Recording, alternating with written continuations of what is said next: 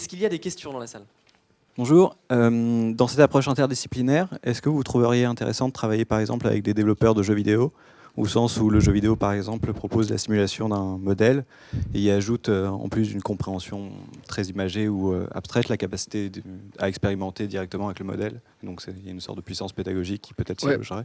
C'est une très bonne remarque. Il y a plein de gens qui essaient de faire ça déjà, avec les jeux vidéo, avec les serious games. Il y a plein de choses qui se font, par exemple au CRI à Paris, ou par exemple chez Dragonbox, des gens qui vraiment réfléchissent à la pédagogie ou aux jeux vidéo pour expliquer des choses nouvelles. Il y a des essais ratés, des essais réussis.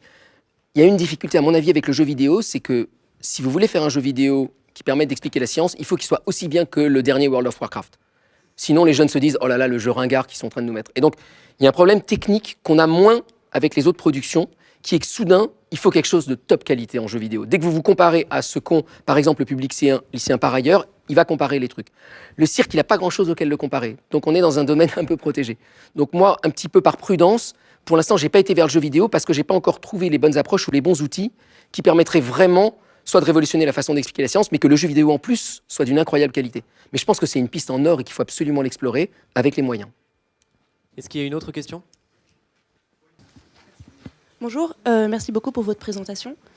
Je crois qu'une des particularités de ce que vous faites, c'est quand même de montrer justement ces équations et d'essayer de montrer ce contenu scientifique, ce qui est assez différent, j'ai l'impression, de beaucoup de vidéos de vulgarisation qu'on trouve sur YouTube, etc. Donc moi, j'ai plus une question par rapport au terme même de vulgarisation. Est-ce qu'il ne faudrait pas essayer de développer une idée, enfin un nouveau concept qui se passe de ce terme de vulgarisation, qui est peut-être un petit peu péjoratif, et d'essayer de montrer qu'on veut vraiment montrer la science telle qu'elle est et les équations et d'expliquer aux gens plus que ce qui est amusant et de montrer une certaine beauté qui ne va pas trop avec le terme de vulgarisation, justement. Alors, il y a plusieurs choses dans votre question. Sur le terme de vulgarisation, il y a un vieux débat qui traverse les didactiques, les sciences de la communication, etc. Sur quel terme utiliser. Est-ce qu'il faut utiliser médiation, vulgarisation? Chacun, évidemment, emmenant tout un bagage sociologique pas innocent. La vulgarisation, c'est le chercheur, le public, par exemple. Donc, évidemment, on n'est pas dans ces approches-là. Je ne vais pas rentrer dans ces débats compliqués de termes. La question derrière, c'est quand même... la question de la vidéo sur YouTube, c'est une bonne question qu'on s'est posée. Qu'est-ce qui marche sur YouTube? Est-ce qu'il faut montrer les équations, pas les montrer? Est-ce que les choses vont être rigolotes, pas rigolotes? Bon, déjà, pour moi, le côté amusant n'est pas nécessairement opposé au côté équation. C'est ce qu'on voit avec Schrödinger. Il faut oublier toutes nos idées préconçues. Les vidéos qui marchent le mieux sur Internet actuellement, c'est One Minute Physics. C'est un type qui se filme en noir et blanc, vu d'en haut, en stop motion, en dessinant le plus vite possible et en 1 minute, en parlant le plus vite possible, il vous explique le chat de Schrödinger. C'est un truc qui ne devrait pas marcher. Il avait été voir tous les services de communication avant, il s'appelle Henri Reich, qui lui avait dit « Faites un truc en 3D, prenez votre temps, parlez doucement, ayez quelqu'un dans un monde virtuel qui bouge ». Il a fait l'opposé, du papier blanc et il dessine. Ces trucs font 40 millions de vues. Donc je crois qu'il faut essayer de repenser ce qui marcherait ou ne marcherait pas et d'essayer.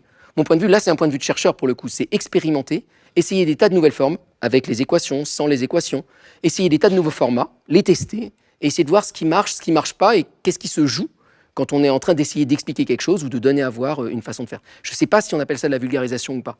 Vulgarisation.fr, c'est parce que le nom du site était libre. Est-ce qu'il y a une question encore?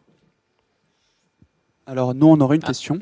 Oui. C'est sûr, justement, vous dites ce qui marche pas. Quel retour est-ce que vous avez sur ces... Est-ce que vous avez des statistiques ou des chiffres qui donnent?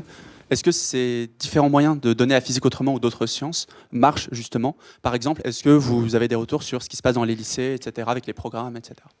Alors, on a fait des petits sondages nous-mêmes, évidemment, dans les audiences, dans les lycées, sur Internet, etc., voir les trafics, voir les gens qui restent, voir ce qu'ils disent dans des questionnaires. C'est fait de façon très artisanale. On est en train de développer justement des collaborations avec des gens dont c'est le métier, pour non seulement évaluer ce qu'on fait, mais pas seulement évaluer, le réfléchir. Par exemple, on a commencé un travail avec une spécialiste des sciences de la communication pour qu'elle réfléchisse avec nous à ce qu'on est en train de faire quand on bosse avec des designers. Est-ce qu'on fait du design? Est-ce qu'on fait de la physique? Est-ce qu'on fait de la vulgarisation? Mais c'est des questions qui ne sont pas simples et que nous-mêmes, on n'a aucun talent pour traiter. Et là, on doit vraiment se faire aider des gens qui connaissent ça, des sciences humaines, pour s'associer avec nous. Ça peut être des psychologues, ça peut être des didacticiens, ça peut être plein de gens, mais pour qu'ils réfléchissent avec nous à ce qui se joue dans les liens avec le public. Nous, c'est juste des retours comme ça avec les mains où, par exemple, on va faire passer un sondage dans tous les lycées dans lesquels on est passé pour demander aux gens ce qu'ils pensent. Alors, le retour qu'on a quand même, je peux en donner un exemple, moi, qui m'avait surpris les premières fois qu'on allait dans les lycées, c'est que le premier truc que les gens disent dans les questionnaires, quand on laisse à un moment donné commentaire libre, ça n'a jamais à voir avec ce que vous racontez. Ils ne vous parlent jamais de supraconductivité ou de physique quantique, ils vous parlent de vous. Ils disent « Oh là là, mais vous aviez un jean, on ne pensait pas que les chercheurs avaient des jeans. » « Ah, mais vous étiez une femme », parce qu'évidemment, il y a des femmes qui interviennent dans notre groupe. On ne pensait pas qu'un chercheur pouvait être une femme, on pensait que c'était un type toujours vieux. Enfin, vous voyez, il y a toutes ces images, et c'est ça qui fait qu'on a aussi investigué et investi tout le champ de comment on va parler de la recherche en train de se faire des chercheurs dans les laboratoires. C'est pour ça aussi que ça a du sens que les chercheurs s'y collent eux-mêmes, qu'ils ne laissent pas ça seulement à des professionnels de la vulgarisation. Et c'est un peu ça ce qu'on essaye de défendre, c'est l'idée que les chercheurs ne soient pas absents de cette espèce d'aventure qui, à mon avis, commence, qui est renouveler notre façon de parler de science au public. Merci beaucoup. Je crois qu'on peut applaudir.